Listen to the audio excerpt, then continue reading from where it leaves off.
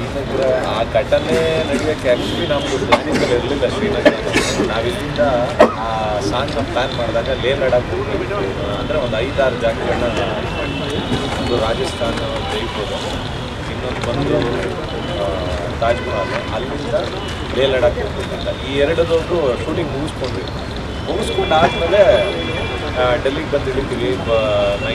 ನೈಟೆಲ್ಲ ಅಲ್ಲೇ ಇದ್ದು ವೆಯ್ಟ್ ಮಾಡಿ ಅರ್ಲಿ ಮಾರ್ನಿಂಗ್ 8:30 ಫ್ಲೈಟ್ ಸರಿ ಅಂತ ಬಿಟ್ಟು ಲೇಟ್ ಆಗೋಗುತ್ತೆ. ಅವಾಗ ಧ್ರುವದು ಇನ್ನೇನು ಫ್ಲೈಟ್ ಮಿಸ್ ಆಗುವಂಥದ್ದೊಂದು ಸಿಚುವೇಶನ್. ನಾವು ಕೂತಿರೋ ಜಾಗದಲ್ಲೇ ಇನ್ನೂ 1 hour ಲೇಟ್ ಆಗುತ್ತೆ ಅಂತ ಹೇಳ್ತಾ ಇದ್ರು. ಹಾಗಂದಾಗ ಇಲ್ಲ ಇನ್ನು ಹಿಂಗಿದ್ರು 1 hour ಲೇಟ್ ಆಗ್ತಾ ಇದೆಯಲ್ಲ, ನಮ್ಮ ಹೀರೋ ಗೇಟಲ್ಲಿ ವೆಯ್ಟ್ ಮಾಡ್ತಾರೆ, ಅವ್ರನ್ನ ಕಲಿಸ್ಬೇಕು ಅಂತ ಎಲ್ಲರೂ ನಮ್ಮದೆಲ್ಲ ಟೀಮೆಲ್ಲ ನಾವು ಹೇಳ್ತಾರೆ. ಒಂದು ಅರ್ಧ ಗಂಟೆ ವೆಯ್ಟ್ ಮಾಡಿಸಿ ಪುನಃ ಡೋರೆಲ್ಲ ಕ್ಲೋಸ್ ಆಗಿತ್ತು ಇದ್ರದ್ದು ಫ್ಲೈಟ್. ಸರಿ ಅಂತ ಅಂದ್ಬಿಟ್ಟು ಇವರು ಮತ್ತು ಮುತ್ತು ಇಬ್ಬರು ಬಂದರು. 1 hour ಲೇಟು ಆದ್ರೂ ಒಳಗಡೆ ಬಂದು ನಾನು ಫಸ್ಟ್ ನಾನು ಇಷ್ಟು ದಿನದಲ್ಲಿ ಓಡಾಡಿರೋದ್ರಲ್ಲಿ ಅಷ್ಟು ಲೇಟ್ ಆದ್ರೂ ಒಳಗಡೆ ಕರ್ಕೊಂಡಿದ್ದು ಬಂದು ಒಳಗಡೆ ಕೂತ್ಕೊಂಡ್ವಿ. ಟೇಕ್ ಆಫ್ ಆಗುತ್ತೆ ಅಂತ ಕಾರು 1 hour ಆಗಲಿಲ್ಲ. ಅದಾದಮೇಲೆ ಫ್ಲೈಟ್ ಹೊರಡ್ತಾ ಇದ್ದರೆ ಫ್ಲೈಟ್ ಕ್ಯಾನ್ಸಲ್ ಆಗಿದೆ ಅಂತ ಹೋಗೋದು. ಸರಿ, ನಮ್ಗೆ 2 ದಿನದ ಶೂಟ್ ಆಗಿದ್ದೀವಿ, 4 ದಿನದ ಶೂಟ್ ಆಗುತ್ತೆ. ಎಲ್ಲಿ ಹೋಗೋದು, ಯಾಕೆಂದರೆ ಅಲ್ಲಿ ಆ ಸಾಂಗ್ಗೆ ಅಂತಲೇ ಹೊಂದ್ಕೊಂಡು ಹೋಗಿರುವಂಥದ್ದು.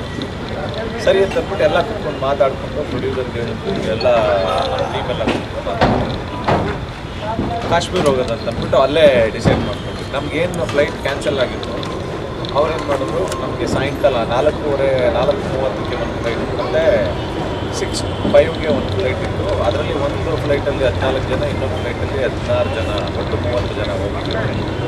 4:30 ಫ್ಲೈಟ್ನಲ್ಲಿ ಅಷ್ಟು ಜನ ಹೊರಟು. ನಾವು 6:30 ಫ್ಲೈಟ್, ನಾನು ಎಲ್ಲರೂ 6:30 ಫ್ಲೈಟಲ್ಲಿ ಇದ್ವಿ, 16 ಜನ.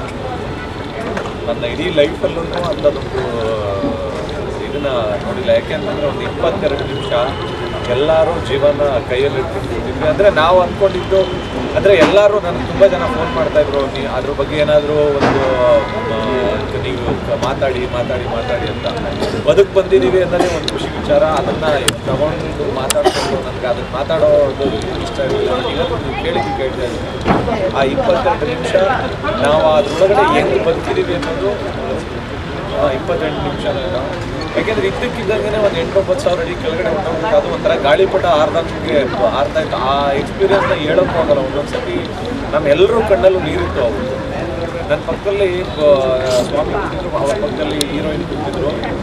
ನಾನು ಪಕ್ಕದಲ್ಲಿರೋರನ್ನ ನೋಡಿದ್ರೆ ಅವರೇನೋ ಧೈರ್ಯವಾಗಿದ್ದಾರೆ ಅಂತಂದರೆ ಯಾರೂ ಧೈರ್ಯವಾಗಿಲ್ಲ. ಹೀರೋಯಿನ್ ಆಲ್ರೆಡಿ ಮೆಸೇಜ್ ಮಾಡಿದ್ದು ಅವ್ರ ಅಮ್ಮ ಅಪ್ಪನಿಗೆ, ನಾವೆಲ್ಲರೂ ಸತ್ತೋಗ್ತಾ ಇದ್ದೀವಿ, ಅಮ್ಮ ನಾವೇನಾದರೂ ತಪ್ಪು ಮಾಡಿದ್ರು ನಮಗೆಲ್ಲ ಮೆಸೇಜ್ ಕೂಡ ಟೈಪ್ ಮಾಡಿ ಜೋರಾಗಿ ಹೇಳ್ತಾರೆ. ನಮ್ಗೆ ಎಲ್ಲರ ಕಣ್ಣಲ್ಲೂ ನೀರಿದೆ.